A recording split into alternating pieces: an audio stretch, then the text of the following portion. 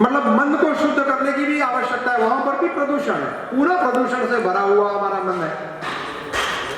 तो मन को कैसे शुद्ध किया जाएगा?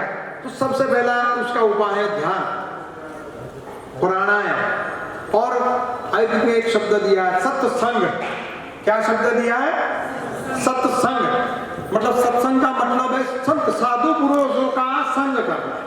हमारे पास तो साधु पुरुष के नाम पे गूगल है, कुछ भी पूछो गूगल को पूछ लिया, अब गूगल में क्या आ रहा है तो आप सबको पता है।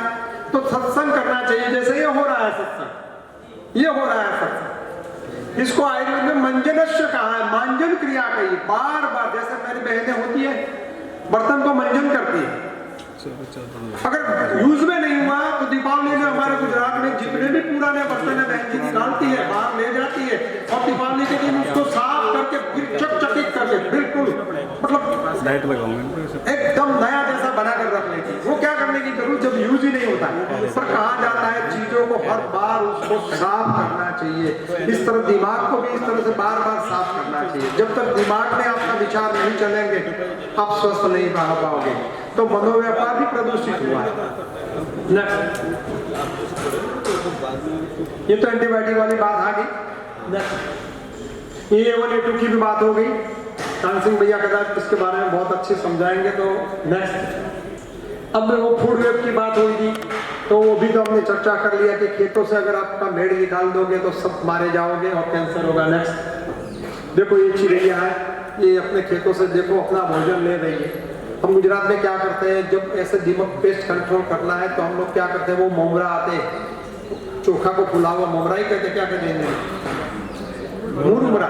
मुरमुरा, हाँ, मुरमुरा खेतों में डाल देते। तो मुरमुरा खाने के लिए जब ये आते हैं तो पहले उसको पकड़ते हैं, बाद में मुरमुरा लेते हैं। मतलब जैविक पेस्ट कंट्रोल भी हमें जैविक करना है। पर्यावरण को शुद्ध नहीं कर पाओगे, आप पेशेंट के ढेर लगाओगे, पेशेंट की लाइन तो आपके वहां लगी रहेंगे, पर स्वस्थ नहीं रहोगे। और उन ढेरों में हम भी शामिल होंगे जिम, क्योंकि हम भी कहीं ना कहीं उपभोक्ता तो है ही, कहीं ना कहीं हम भी तो कुछ खा रहे हैं। अगर हमें अपना स्वस्थ रखना है तो इन चीजों को अपने भोजन में नित्य प्रतिदिन शामिल करना भाई। नेक्स्ट देखो, ये मैं बता रहा हूँ, भूमि की बात आ रही, तो तारागंज जी आ गए तो वो अपने भूमि गगन और उसके बारे में बताएंगे। लेकिन जी इसको नेक्स्ट देखो, ये पानी से कैसे हम प्रदूषित हो रहा है। नेक्स्ट जाने में, हाँ, अब मैं इस विषय पे आ रहा हूँ। प्रदूषित भोजन और प्रदूषित आहार से हमारा स्पर्म काउंट कितना कम हो रहा है, मेल इनफर्टिलिटी आ रही है, बढ़ रही है। अब तो चिकित्सक है आपके पास में, 10 के केस आते होंगे। उसका मूल कारण यही है।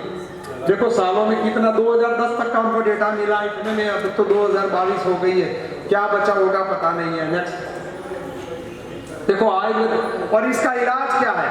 इन सभी भयावह बातों तो हमने देख ली, लेकिन इसका इलाज क्या है। आयुर्वेद को अपनाओ, अपनी सेहत, पर्यावरण और पैसा बचाओ। जब तक हम आयुर्वेद को नहीं अपनाएंगे, अपने पर्यावरण, अपना पैसा नहीं बचेंगे। नेक्स्ट देखो, अब आयुर्वेद की बात पर चल रहे हैं, जो मुख्य विषय अब शुरू हो रहा है कि ब्रह्मा ने दक्ष को दिया, दक्ष को अश्विनी कुमार ने दिया, अश्विनी कुमार को इंद्र ने दिया, इंद्र को भारद्वाज ने दिया, भारद्वाज ने आत्रेय को दिया। और मैं आपको एक बात बताना चाहता हूँ, आयुर्वेद कोई किताब नहीं है भाई।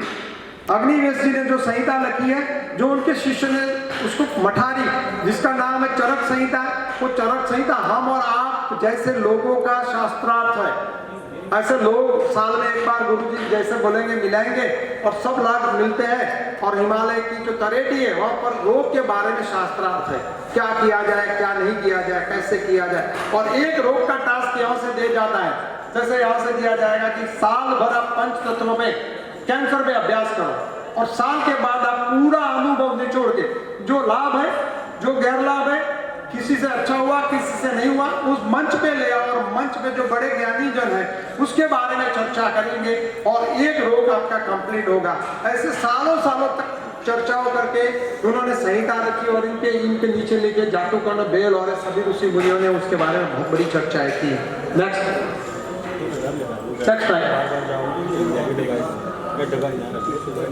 बस आयुर्वेद का नाम से यहाँ से शुद्ध आयु प्लस वेद।